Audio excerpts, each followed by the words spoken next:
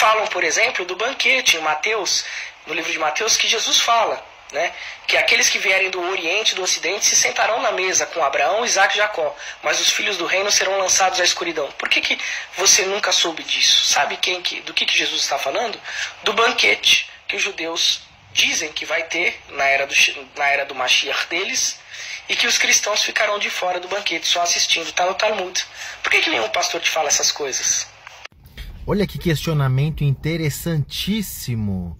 Esse banquete que ele está falando, realmente Jesus falou.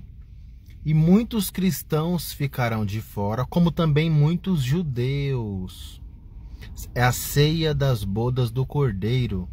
Vamos dar uma entrada profundamente aí nesse texto aí. Olha só. Olha lá.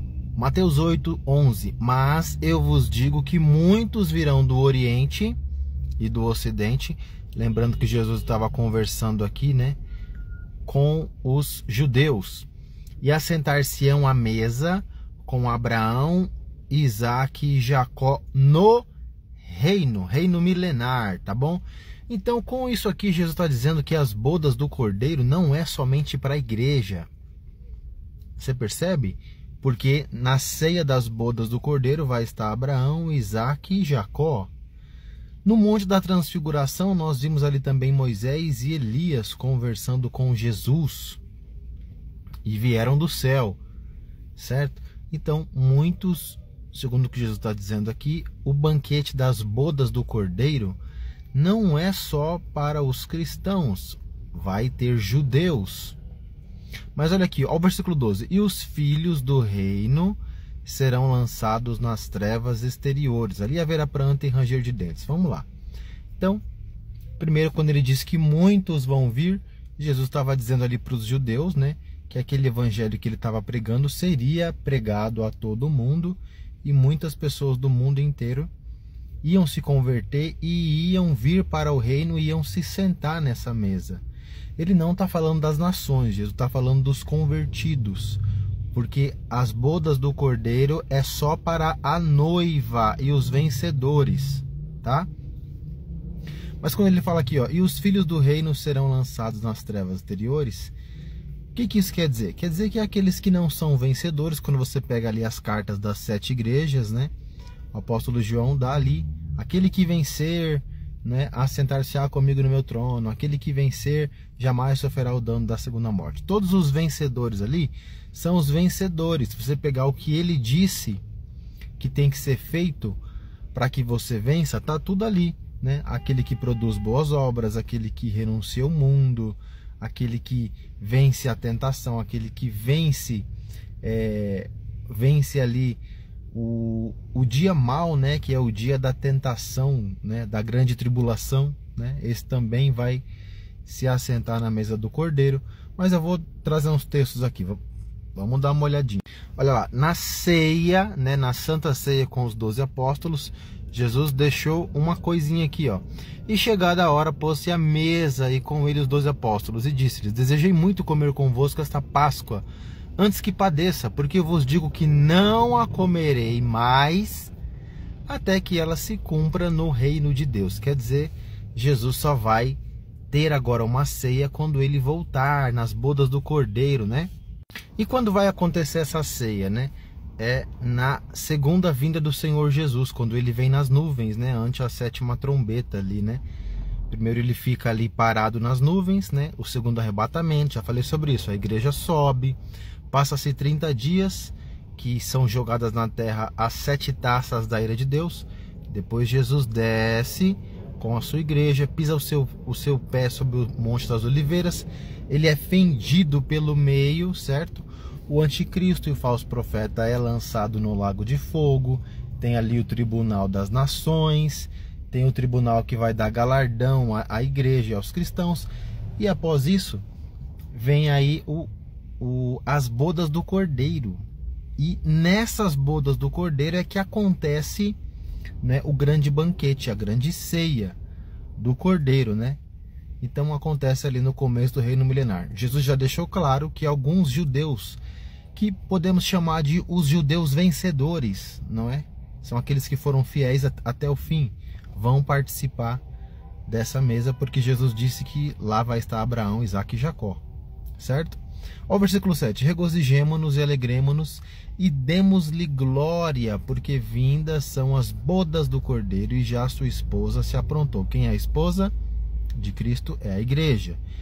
E foi-lhe dado que se vestisse de linho fino, puro e resplandecente, porque o linho fino são as justiças dos santos, ou as obras de justiça. Então só participa, não é? Mesmo estando salvo, mesmo estando ali com Cristo, mesmo tendo sido transladado ali, né, no segundo arrebatamento, se você durante a sua vida de cristão não produziu obra de justiça nenhuma, você não pode participar das bodas do Cordeiro. É por isso que Jesus disse que muitos filhos do reino vão ficar do lado de fora da mesa, do banquete. Olha lá. E disse-me, escreve, bem-aventurados aqueles que são chamados à ceia, das bodas do Cordeiro. E disse-me, estas são as verdadeiras palavras de Deus. Então, se você durante a sua vida de cristão não produziu obras, né, você não tem uma vestidura adequada para participar das bodas. Já falei aqui sobre isso, né?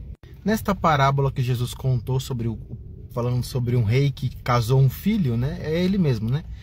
Ele fala assim, ó, que enquanto a festa estava acontecendo, olha lá, ó, e o rei entrando para ver os convidados, viu ali um homem que não estava trajado com veste de núpcias. Lembra que as vestes de núpcias são ali as obras dos santos, certo?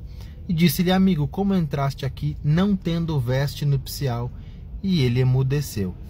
Eu já falei aqui que quando você é salvo, você recebe vestiduras brancas, certo?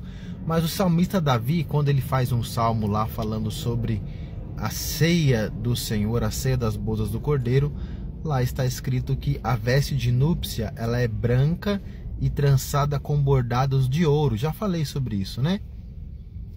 E aí aquele homem, olha lá, e disse, ó, versículo 13, disse então o rei aos servos, amarrai-o de pés e mãos, levai-o e lançai-o nas trevas exteriores. Ali haverá pranto e ranger de dentes. Essas trevas exteriores não é o inferno. Ele só foi lançado para o lado de fora de Jerusalém, né? E da Jerusalém não celestial, tá? Jerusalém da terra, é o governo milenar na terra. E ali ele vai chorar muito, porque ele vai se lamentar. Putz, eu podia ter feito alguma coisa, produzido alguma coisa, agora todo mundo está lá nas bodas do Cordeiro e eu fui colocado para fora. E também não vou reinar, não vou governar com Cristo, não vou receber governo sobre as nações. É complicado.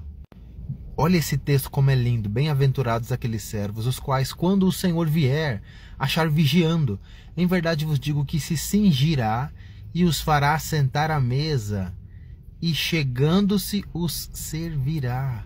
Ou seja, aqueles que se assentarem na mesa das bodas do Cordeiro com Abraão, Isaque e Jacó, provavelmente vai estar lá também Davi, Daniel, Salomão, tantos outros ícones, né, da Bíblia, Adão, Eva, né, Paulo, os apóstolos. Jesus disse que também se assentarão sobre tronos, né?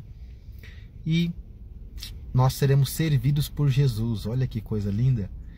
E se vier na segunda vigília, e se vier na terceira vigília, e os achar assim, bem-aventurados são os tais servos. Ou seja, se o seu Senhor demorar, continua vigiando.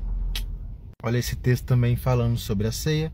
E vós sois os que tendes permanecido comigo nas minhas angústias. Ou seja, se mesmo passando por angústias, por tribulações, né, por muitas situações, você permanece com o Senhor, né?